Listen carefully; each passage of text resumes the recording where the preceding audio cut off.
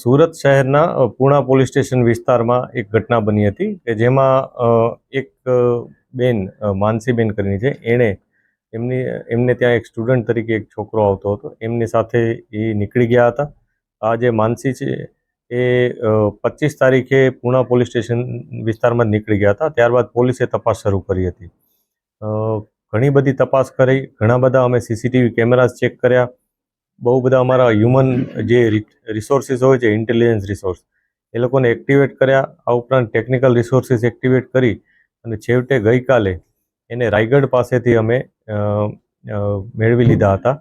આ જે વ્યક્તિ છે માનસીબેન, એ પોતે ઘરે વારંવાર એમને ઠપકો આપવામાં આવતો હતો. આ ઉપરાંત જે સ્ટુડન્ટ છે જે એમની સાથે ત્યાં અભ્યાસ પણ કરતો હતો ટ્યુશનમાં, એને પણ એના પરિવાર તરફથી ઠપકો આપતો એવું એનું કહેવાનું છે. આ બાબતે પોલીસ તપાસ કરી રહી છે.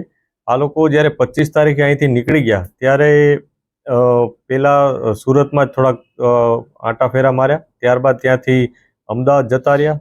બીજે દિવસે અમદાવાદ ગયા, અમદાવાદ થોડોક ફર્યા. ત્યાંથી પછી તેઓ દિલ્હી જતા રહ્યા. દિલ્હી જઈ ત્યાં થોડીક વાર બજારમાં ને એમાં એ લોકો ફર્યા હતા અને ત્યારબાદ ત્યાંથી વૃંદાવન જતા રહ્યા હતા.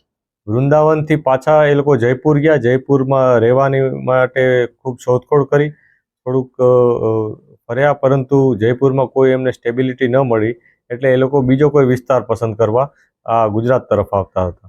આ બાબતને જ્યારે ઇન્ફોર્મેશન પોલીસને મળી તો પોલીસની ટીમ તરત જ અહીંથી નીકળી ગઈ હતી અને તત્કાલ આ લોકોને રસ્તામાં જ આંતરી અને એમને પકડી પાડ્યા હતા.